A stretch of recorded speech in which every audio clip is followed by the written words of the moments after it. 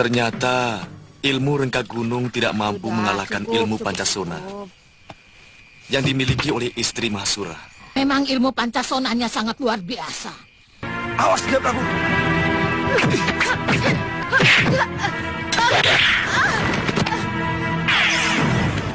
Siapa kamu? Aku Kalamurka, patih dari Simbar Manyura. Aku menuntut balas atas Gusti Prabu Kalawardhati. Begitu rendahnya kelakuanmu. Tidak pantas seorang satria melakukan kelicikan seperti itu. Sebagaimana yang telah diceritakan di episode sebelumnya, bahwa Prabu Angling Dharma mendapat serangan gelap dari Patih Kalamurka dari kerajaan Simbar Mayura yang menyamar sebagai wanita setengah baya untuk bisa masuk ke dalam istana Malwapati. Akan tetapi, serangan gelap tersebut dapat digagalkan oleh sang Prabu sendiri, walaupun kemudian dengan liciknya Patih Kalamurka berhasil menyandra Dewi Kusuma Gandawati yang akan dijadikannya sebagai umpan untuk memancing keluarnya jago-jago Malwapati. Ketika telah sampai di luar istana, Kalamurka pun dihadang oleh puluhan prajurit, namun ia mampu mengatasinya dengan mudah.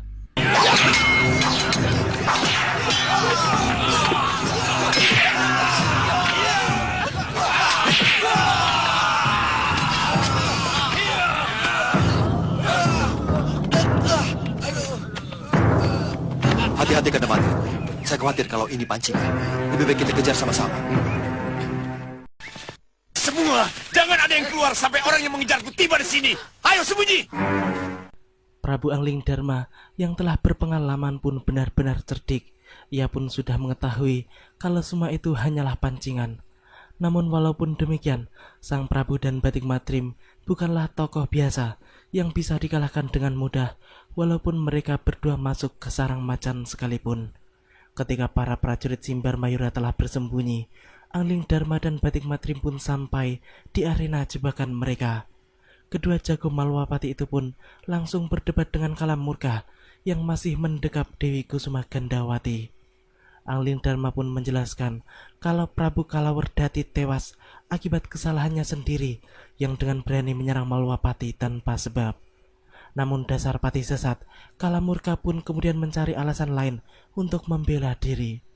Kami ingin membebaskan Simbar Manyura dari bayang-bayang kekuasaan negerimu. Selama ini kami tidak pernah menganggap negeri Simbar Manyura sebagai negeri jajahan. Dan Rajamu Pancatnyana juga tidak pernah kami haruskan membayar upeti kepada Malwapati. Yang penting sebagai negeri bertetangga harus bisa saling menghormati.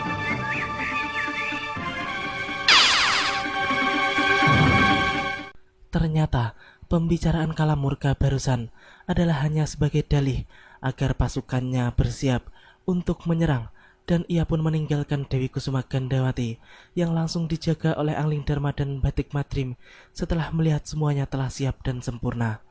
Kini pasukan panah pun hanya tinggal menunggu perintah saja untuk melepaskan ratusan anak panah mereka yang telah dipersiapkan.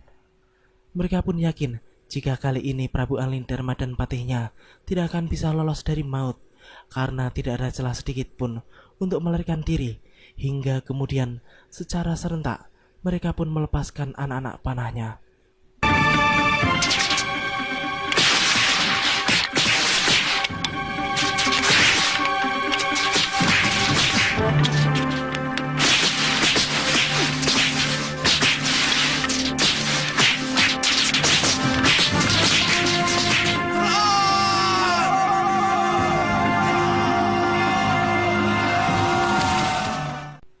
Setelah merasa tidak berhasil, akhirnya mereka pun segera menyerang dan mengepung Prabu Angling Dharma dan Batik Matrim. Namun ternyata pasukan Malwapati pun telah tiba, sehingga terjadilah pertempuran besar di antara dua kerajaan. Akan tetapi, salah besar jika Simbar Mayura mengajak Malwapati untuk perang terbuka, sebab Malwapati memiliki kekuatan pasukan yang jauh lebih hebat dan tidak mudah untuk ditaklukkan.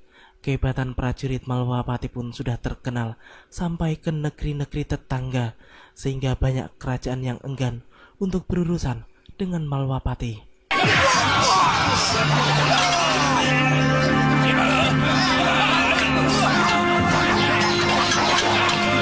Jangan ditahan. kuat sekali kalau kita bertarung bersama kroco-kroco itu. Biarkan mereka habis dulu. Benar, Wira. Bangsa sudah gatal ingin menghabisi mereka, Guru. Inilah kesempatan kita yang paling bagus. Diam, sudah di sini.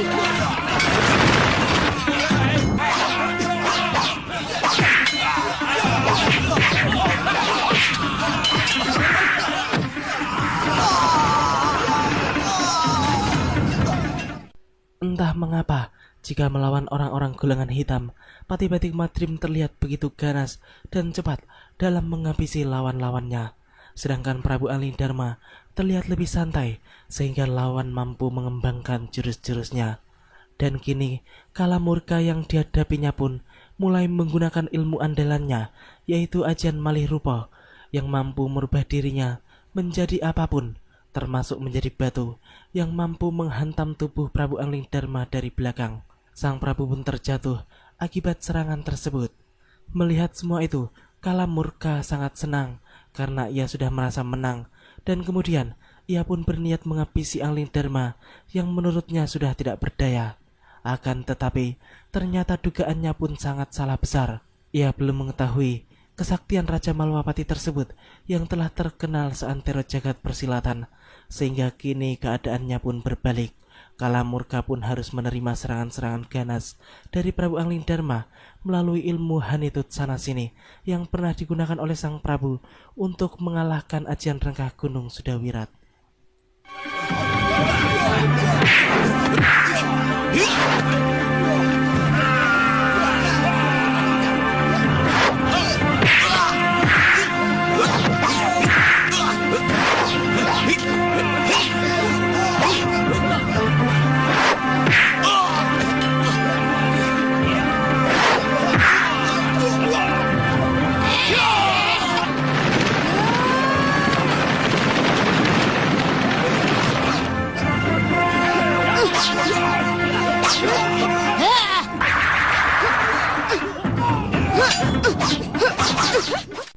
Luar biasa, ketika Sudawirat hendak membokong Prabu Angling Dharma, tiba-tiba datanglah Dewi Sintawati yang langsung memotong serangannya.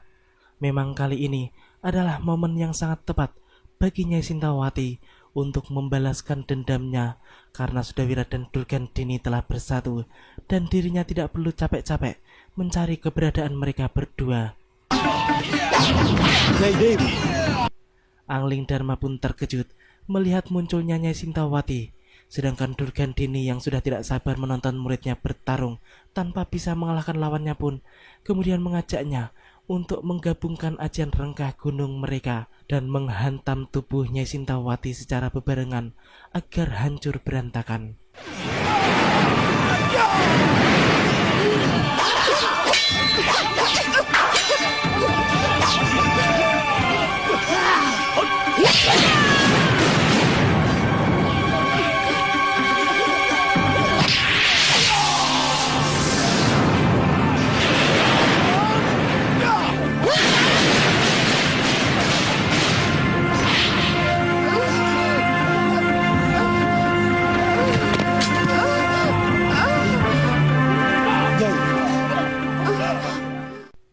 Ya, 4 ajian rengkah gunung sekaligus menghantam tubuh Nyai Sintawati karena Durgandini dan Sudawirat mengulangi untuk menggandakan ajian keji mereka itu dengan tujuan agar tubuh Nyai Sintawati bisa hancur berantakan.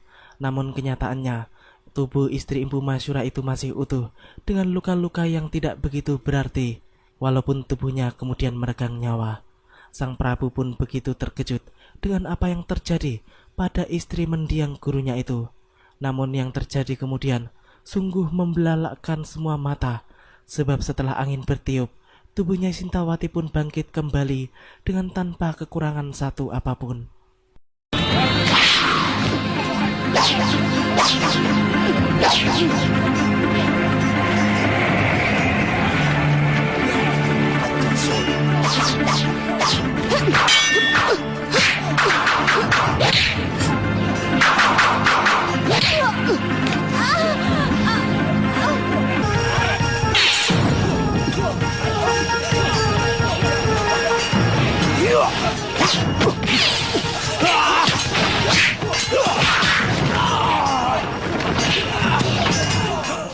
Luar biasa, Batik Madrim yang akhirnya bertarung melawan Pati Kalamurka dan senopati utamanya pun masih mampu untuk mengalahkan keduanya, sehingga hal itu memaksa Pati Simbar Mayura tersebut untuk menarik pasukannya jika mereka tidak ingin hancur di tempat tersebut. Durgandini pun mengamuk ketika mendengar aba-aba untuk mundur dari Kalamurka karena ia sama sekali belum berhasil mengalahkan Angling Dharma ataupun Nyai Sintawati. Akhirnya, ia pun langsung melempar bola-bola racun yang bisa meletus dan mengeluarkan asap beracun. Namun Prabu Angling Dharma segera bertindak cepat untuk menghalaunya sehingga tidak mengenai para prajurit Malwapati.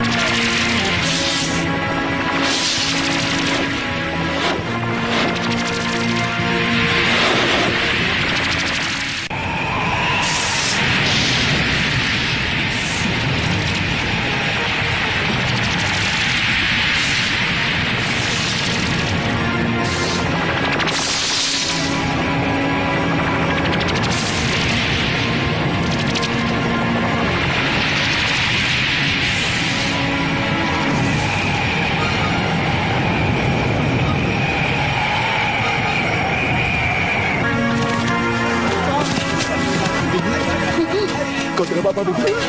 Bibi. Tampaknya Lokahita terluka cukup parah akibat pukulan-pukulan Nyai Sintawati, sedangkan para prajurit Simbar Mayura tampak banyak sekali yang terluka dan jumlah mereka pun sudah berkurang cukup banyak. Sedangkan Prabu Angling Dharma yang sangat penasaran dengan ilmu Pancasona miliknya Sintawati pun kemudian segera mempertanyakannya, sebab ia merasa tidak mungkin jika ilmu itu kembali dimiliki oleh manusia yang tinggal di bumi saat ini. Nyai Sintawati pun kemudian menceritakan perihal Resi Subali yang memberikan atau menurunkan ilmu itu kepadanya. Saya tidak menyangka kalau ilmu itu benar-benar ada. Saya pikir hanya dongeng. Oh, Suliwa. Saya ingat dia. Sejak pulang dari Bojonegara, saya belum menjenguk dia, Nyai Dewi. Luka-lukanya sudah sembuh sama sekali, Gusti. Dia sudah mulai melatih jurus-jurusnya dan mencoba tenaga dalamnya. Anak itu memang sangat luar biasa. Dia terkena ilmu rengkah gunung, tapi masih bertahan hidup. Sementara saya hampir saja tewas. Angling Dharma selanjutnya mengatakan kepada Pati Batik Madrim bahwa ia yakin jika dalam waktu dekat komplotan Durgandini dan Simbar Mayura tidak akan berani kembali menyerang Malwapati karena pasukan mereka sudah berkurang dalam jumlah yang cukup besar.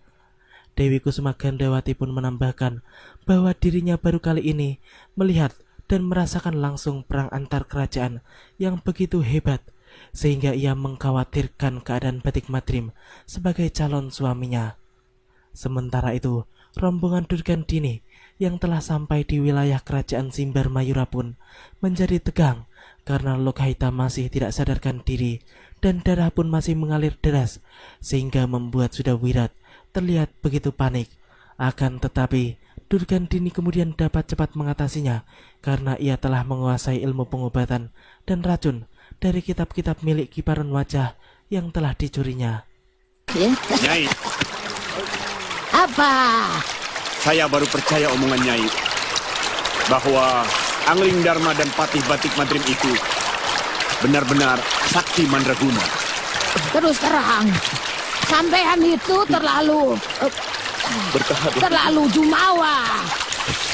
Aku sudah berapa kali menghadapi mereka, tapi aku belum mampu untuk mengalahkan. Durgandini pun sebenarnya selalu mengakui kehebatan Prabu Angling Dharma dan Pati Batik Madrim yang begitu sulit untuk bisa dikalahkannya. Apalagi dengan Kalamurka yang belum pernah bertarung melawan dua jago tertinggi Malwapati tersebut. Ia merasa tidak mungkin Kalamurka bisa mengalahkannya, bahkan jika ia menggunakan cara-cara licik sekalipun, seperti yang telah terbukti sebelumnya. Kalamurka pun kemudian mempertanyakan perihal pendekar wanita yang turut membantu Angling Dharma dan memiliki ajian Pancasona. Nyai juga kenal dengan pendekar wanita yang menolong Angling Dharma. Hah? Dia itu adalah istri Mahapuru dari Segalu.